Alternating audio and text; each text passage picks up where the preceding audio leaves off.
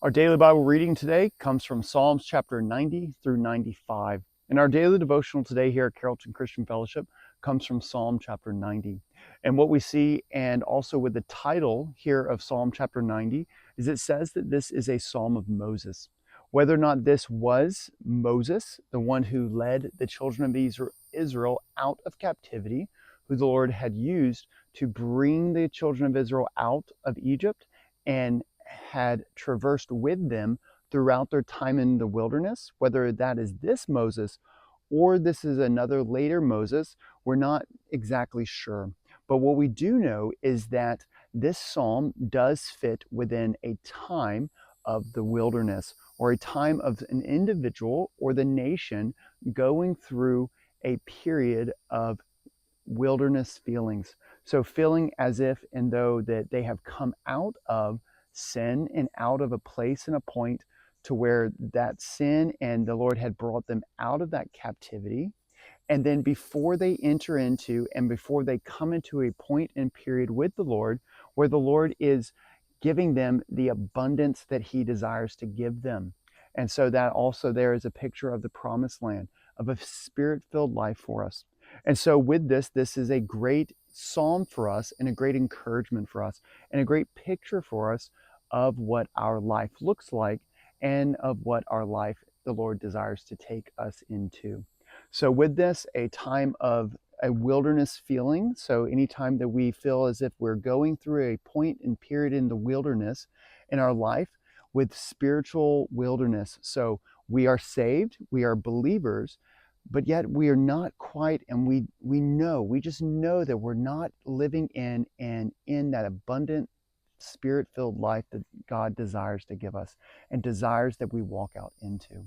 So that is this time that this psalm is explaining and describing here, that the psalmist gives, that this Moses recounts, and this Moses cries out to the Lord. And so this is a prayer in the wilderness. And what we see with this prayer is that the overarching theme of the entire psalm here is and talks about why it is safe to dwell in God's protection. Why is it safe for the believer, for the child of God, to dwell in the presence of the Lord, and why that is the best and the most safe place for the individual to be.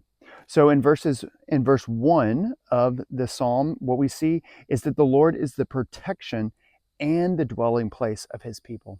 So not only is he the protection, but also he is the dwelling place of his people. In verse 2, we see that God's protection and his dwelling are a trusted place because he is the creator of everything. Because God is the creator of everything and the sustainer in everything, that is in itself the supreme reason why the Lord is the trusted place and the place for his children to dwell and their protection. And that anything that the Lord does, it is firm, it is true, and it is sure. It can be counted on. It can be dependable. It can be depended upon by his children. And so in verse 3, we see that all of the Lord's words are firm. All of them are true. All of them are sure. And then in verse 4 through 6 here of the psalm, we see that God's protection and that God's perception of time and what it is, that perception of his of time and his nature is so beyond and outside of what we want and also what we think. And that we need to trust in him, and that we need to seek his insight and his knowledge and understanding of what is going on in our situation, in our time. So this is a great thing and a great reminder for us in those times and periods to where we know that we are not in that just abundant dwelling with the Lord, to where we just have that spiritual high, I guess you can say, to where we know that we are click in sync with the Lord.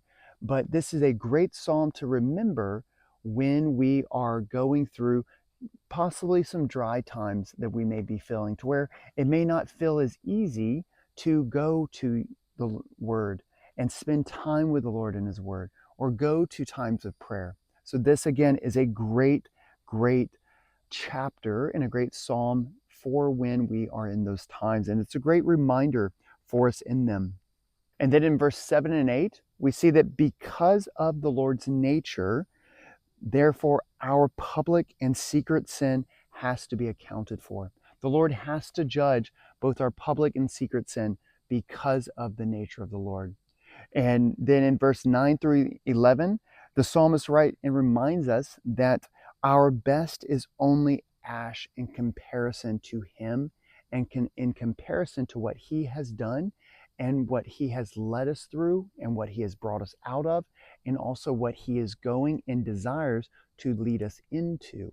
So all that, all of who we are and anything that we can do and anywhere that we can take ourselves out of, anywhere that we could ever place ourselves in, it's all ash. It's all, as Paul said, it's all dung. It's all nothing compared to what the Lord desires to do and bring us out of and take us into. And in verses 12 through 17, we see, and the psalmist prays in light of who God is. So in light of the righteousness and how the Lord exists for eternity and how he is outside of our time and that he is eternal. So in light of all this, we see the prayer then of the psalmist and how this even continues. And in verse 12, we see that the psalmist here, that Moses, that he prays to the Lord for a heart of wisdom.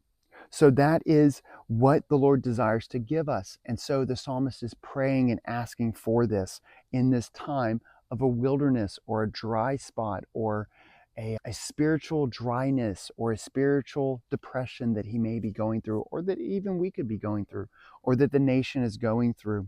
And so these are because the Lord is all wisdom, because verse 13, the Lord is all merciful. The Lord is full of compassion. Verse 14 as well, the Lord is merciful. Verse 15, that the Lord desires to bestow his blessing upon his children. So the psalmist cries out and prays that the Lord will make us glad because of who he is and according to who he is.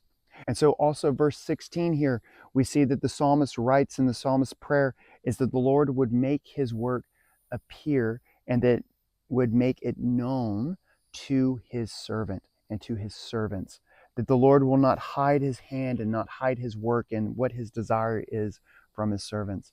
And then in verse 17, we see that the Lord is the one who establishes. So the psalmist is praying and crying out that the Lord will establish him, to establish those around him, establish the nation, and also that we can cry out and pray this same prayer, that the Lord will establish us because he is the only one who can do that. So I hope this is a great encouragement to you today, and we look forward to seeing you tomorrow. So take care and have a blessed one.